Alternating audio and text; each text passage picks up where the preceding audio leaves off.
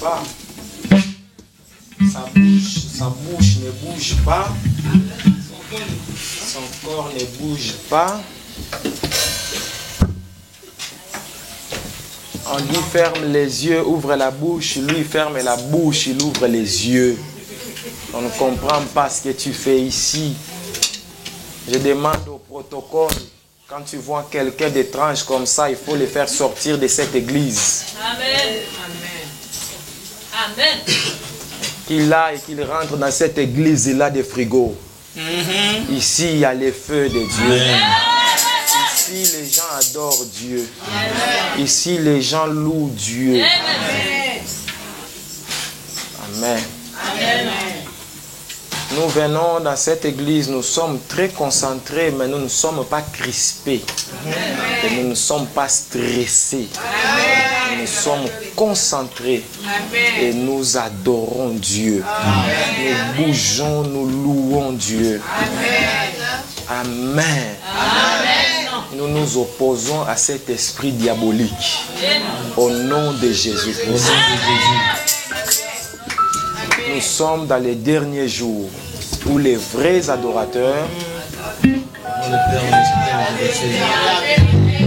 Bon, même ça, tu ne dis pas. Amen.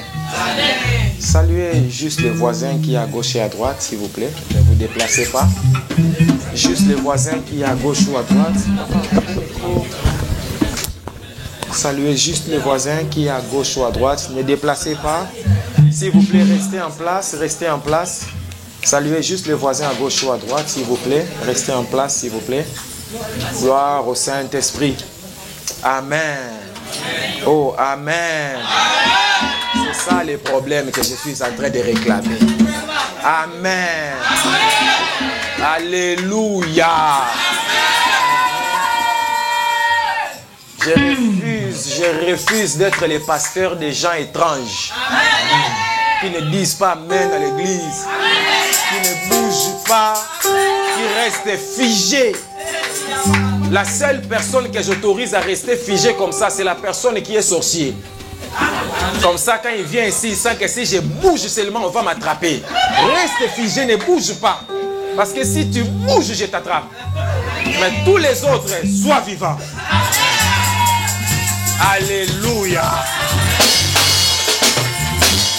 Je n'ai jamais vu un enfant qui entre dans la maison de son père et de sa mère et il ne bouge pas. Ça n'existe pas. Alléluia. Gloire au Saint-Esprit. Prenons Hébreux chapitre 12, versets 15 à 16. Prenons Hébreux. J'ai prié pour les enfants en entrant à l'église. Est-ce qu'il y a des enfants qui sont ici, là, quand je suis passé, pour lesquels je n'ai pas prié, que je n'ai pas touché leur tête? Amenez-les, moi je vais toucher leur tête. C'est quelque chose comme quand le pharaon a dit tuer tous les enfants de tel âge. Et il y a un enfant qui est venu ici aujourd'hui avec une condamnation sur sa tête. C'est pour ça que le Seigneur m'a dit prie pour tous les enfants avant de parler. L'église, ce n'est pas des discours inutiles. In Jesus' name, I pray for this child. Amen. Gloire à Dieu. Ceux qui sont en haut, ne vous inquiétez pas. À la fin du culte, quand je remonterai, je vais rencontrer les enfants et je vais prier pour les enfants. Et je vous exhorte, vous aussi les parents, priez avec vos enfants à la maison. Hébreux chapitre 12, versets 15 et 16. C'est un texte que nous sommes en train d'étudier depuis quelque temps. Les témoignages, nous les passerons à la fin du message, à la fin de la prédication.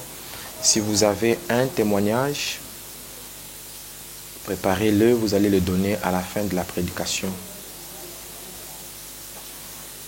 Je ne sais pas si vous avez trouvé Hébreux dans votre Bible. Amen. Hébreux chapitre 12, versets 15 et 16. Je vais lire la version Louis II.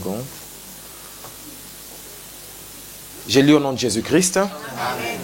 Veillez à ce que personne ne se prive de la grâce de Dieu, à ce qu'aucune racine d'amertume poussant des rejetons ne produise du trouble et que plusieurs n'en soient infectés, à ce qu'il n'y ait ni débauché, ni profane comme Ésaü, qui, pour un mets, vendit son droit d'aînesse.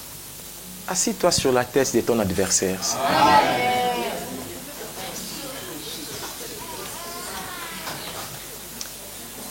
Nous sommes en train de parler sur l'amertume. Aujourd'hui, je vais toucher 13 causes d'amertume. J'ai l'impression que je vais m'arrêter à la 5e cause, selon la grâce que le Seigneur va nous accorder aujourd'hui. Les causes de l'amertume, 13 causes d'amertume. Je vais lire la version français courant. Je lis au nom de Jésus-Christ avec votre permission. Prenez garde que personne ne se détourne de la grâce de Dieu, que personne ne devienne comme une plante nuisible, vénéneuse, c'est-à-dire remplie de venin, qui pousse et qui empoisonne beaucoup de gens. J'aime ça. Quand la Bible parle des racines d'amertume, la Bible parle, il y a des gens dans l'église qui peuvent devenir comme un arbre nuisible. C'est-à-dire comme un arbre qui fait du mal aux gens, qui nuit aux gens. Deuxièmement, une plante vénéneuse, c'est-à-dire qu'il y a un venin comme un serpent. Quand il parle, il fait sortir un venin qui tue les autres. Troisième caractéristique, il dit qu'il pousse. C'est-à-dire qu'il ne reste pas dans son problème, mais il va entrer même dans les problèmes des autres. Et quatrièmement, qui empoisonne beaucoup de gens. Ces gens-là sont des poisons. Verset 16, il dit qu'aucun de vous ne soit immoral, c'est-à-dire qu'il ne respecte pas l'essence morale du bien et du mal. C'est-à-dire la conscience n'est plus en place. Que personne ne méprise les choses sacrées. Que personne ne méprise les choses sacrées. Que personne ne prenne à la légère les choses sacrées. Amen. Dieu est sacré. L'Église est sacrée. L'homme de Dieu est sacré. Amen. Les offrandes sont sacrées. Amen. Le ministère est sacré. Amen. Ton père et ta mère sont sacrés. Amen. Le lit conjugal est sacré. Amen. Le mariage est sacré. Amen. Il y a beaucoup de choses qui sont sacrées. Et la Bible dit veillez dans l'Église afin que personne ne méprise les choses sacrées. Comme Ésaü, qui pour un seul repas a vendu son droit du fils aîné. Pour un seul repas, il a vendu son droit de fils aîné. En fait, il est en train de dire que le repas n'est pas sacré. Mais le droit du fils aîné est sacré. Mais beaucoup de gens, ils vendent les sacrés pour l'échanger avec les non sacrés. Or, ce qui n'est pas sacré est profane. Ainsi, nous profanons les sacrés.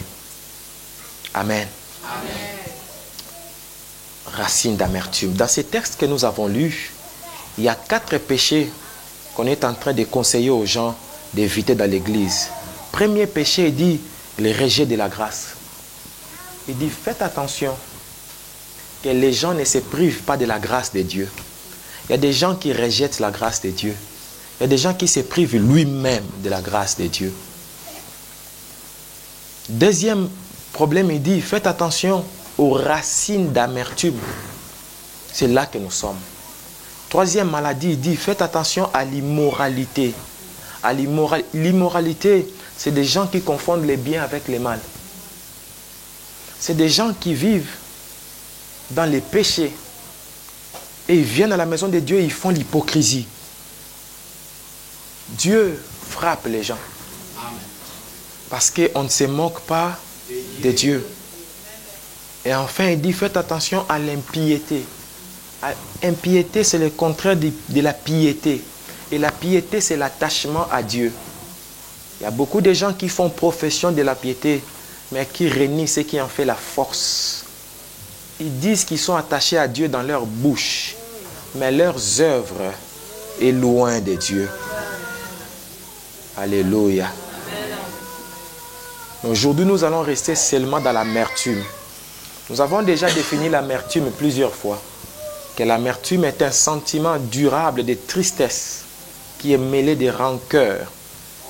L'amertume, c'est un mélange de colère, un mélange de déception, de haine, de rancune, de blessures intérieures. Suivez-moi. Amen. Amen.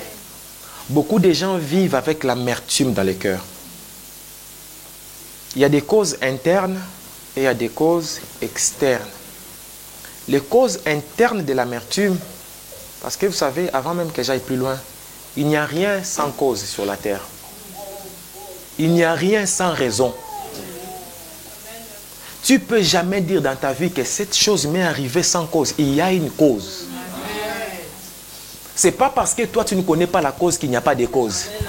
Il y a une cause. Beaucoup de gens pensent que quelque chose que lui ne connaît pas n'existe pas. Beaucoup de gens pensent que quelque chose que lui n'a pas vu, que lui n'a pas touché n'existe pas. C'est pour ça que nous les Occidentaux, nous sommes bornés. Parce que nous croyons qu'à ce que nous expérimentons. Amen. Les mêmes personnes qui vous disent que les choses spirituelles n'existent pas, c'est les mêmes personnes quand ils finissent avec vous, ils vont dans leur loge de francs-maçons où ils font des choses spirituelles pour dominer votre esprit. Le diable n'a pas besoin de ta foi pour travailler contre toi. Le démon n'a pas besoin que tu croies en lui. Ne pense pas que quand tu dis moi je ne crois pas à la sorcellerie, que les sorciers ne vont pas t'attaquer. Au contraire. Parce que le sorcier n'attend pas ta foi. Tout ce qui arrive, il y a une cause. Amen. Et l'amertume aussi a ses causes. Il y a des causes internes. Des causes internes, c'est ce que toi tu fais. Ce que toi tu dis. Ce que toi tu penses qui a provoqué l'amertume dans ton cœur. Et des causes externes, c'est des choses que tu subis qui provoquent l'amertume. Et très souvent, nous sommes pressés à regarder les causes externes. Parce qu'un tel m'a dit ça. Parce qu'un tel m'a fait ça. Parce que mon père a fait ceci. Parce que ma mère a fait cela. Ça, c'est des causes externes. Mais est-ce que tu as déjà regardé en toi-même d'abord? Vous savez, quand Jésus dit qu'avant de voir la paille qui est dans l'œil de l'autre, regarde d'abord la poutre qui est dans ton propre œil. En fait, Jésus est en train de dire, tu vois que ton frère a un arbre dans ses yeux, mais tu ne vois pas la forêt qu'il y a dans tes yeux. Jésus est en train de dire, regarde d'abord toi-même avant de regarder l'autre. C'est pourquoi quand on amène la femme qui a péché, elle leur dit que c'est lui qui n'a jamais péché, lui jette la pierre. Amen. En fait, Jésus est en train de leur dire que chacun de vous regarde d'abord chez lui-même. Si chez toi-même ça va, alors critique-moi.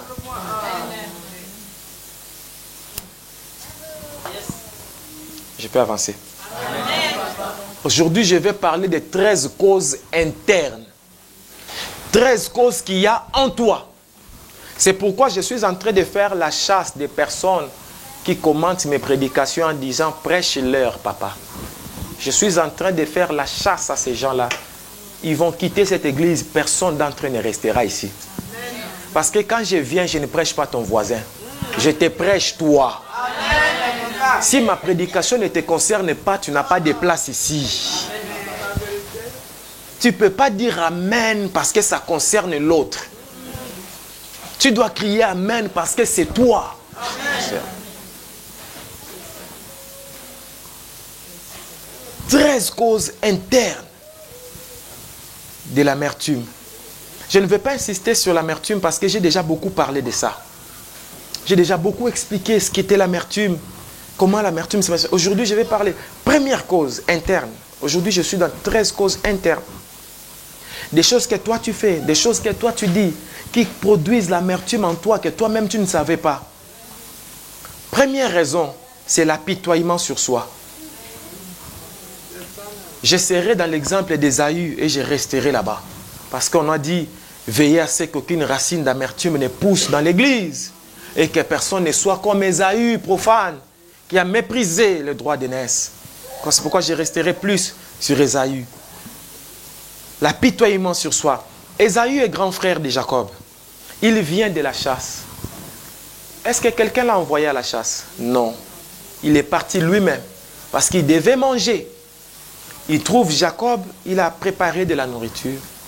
Et il commence à demander la nourriture de Jacob. Jacob dit, si tu veux prendre ma nourriture, vends-moi les droits d'aînesse.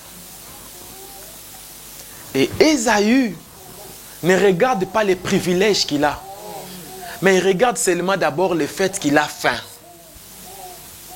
L'apitoiement sur soi-même. À chaque fois que tu gaspilles ton temps à t'apitoyer sur toi-même, tu es en train de t'épuiser. C'est inutile de te vautrer dans tes problèmes. Ça ne sert à rien d'exagérer ton malheur et de conserver comme un enregistrement du nombre de difficultés que tu as rencontrées. Ça ne sert à rien. Tu commences à les garder comme un score des matchs. Tu peux être en difficulté pour payer les factures. Ou tu peux être en train de subir un problème de maladie très grave. Tu peux avoir n'importe quelle difficulté. Mais quand tu cherches à faire pitié aux gens, tu ne fais qu'empirer les choses. Parce que tu provoques l'amertume dans ton cœur. Oh Jésus. Il y a des gens qui sont devenus spécialistes. Ils font des demandes d'asile chaque jour. Il fait la demande d'asile à l'OFRA. Il fait la demande d'asile à l'assistance sociale. Il fait la demande d'asile aux voisins. Il fait la demande d'asile. Tu es devenu spécialiste des demandes d'asile.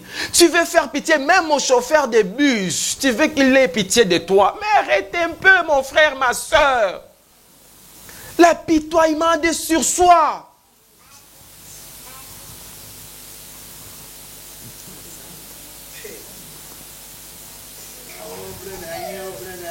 Tu as ton pasteur, tu parles avec lui, il prie pour toi, ton problème s'arrête là, entre toi et ton Dieu. Amen. Tu commences à raconter à tout le monde, tu sais vraiment, il a insulté mon fils, il a critiqué mon enfant, d'ailleurs tu sais, il avait... Ah mais attends, tu cherches quoi? Très souvent, les gens qui s'apitoient sur eux-mêmes, ils cherchent à faire voir les autres comme des méchants.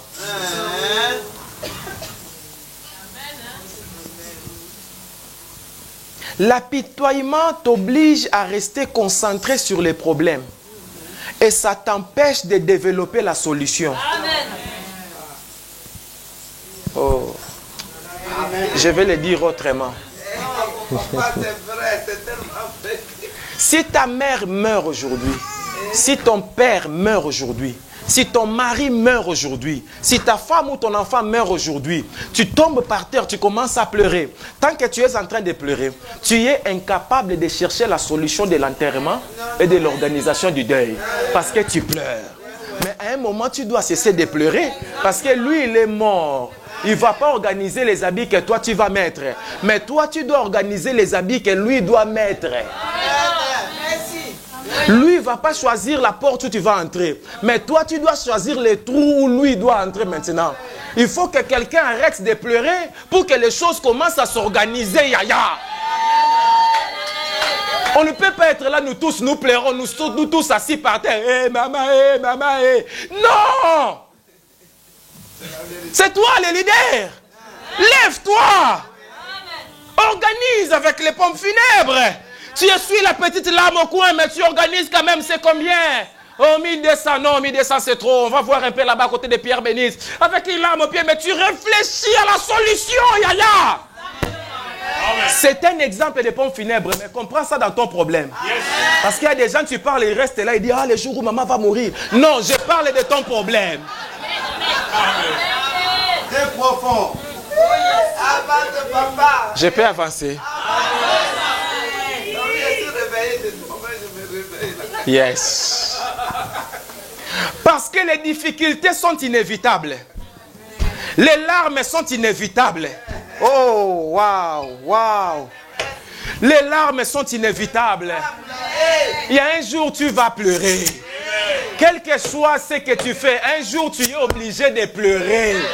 C'est pour ça que Dieu a mis le stock de larmes dans le corps de tout le monde. C'est pour qu'un jour, ça sorte, Yaya. Même si tu es vieux Godi là. Un jour, tu dois pleurer, Yaya. Même dans la Bible, on dit Jésus. Mais quand il a fini de pleurer, il a dit enlevez la pierre. Lazare sort.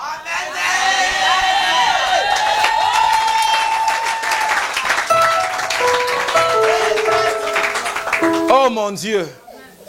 Est-ce que je peux parler à quelqu'un? La douleur, tu ne peux pas éviter. Les larmes, tu ne peux pas éviter. Les problèmes, tu ne peux pas éviter, mon fils Emmanuel. La maladie, tu ne peux pas éviter, Aya. Oui, tu ne peux pas les éviter. Mais l'apitoiement sur soi, tu peux choisir. Par contre, ça, tu as le choix. Soit de pleurer sur toi-même, soit d'arrêter de pleurer et de commencer à travailler pour la solution. Et même quand tu ne peux pas résoudre ces problèmes-là, mais tu peux choisir de contrôler ton attitude.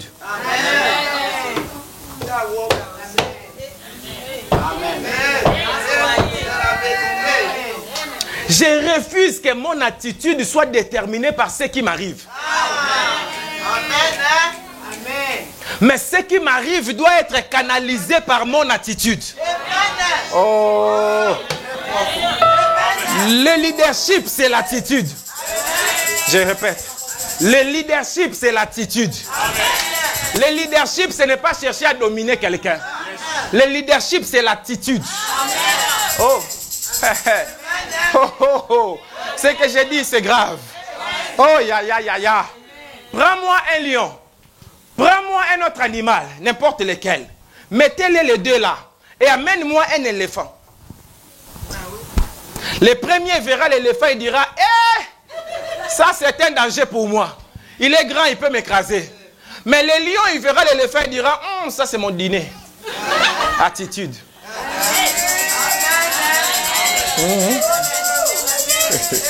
Est-ce que je te parle ce matin?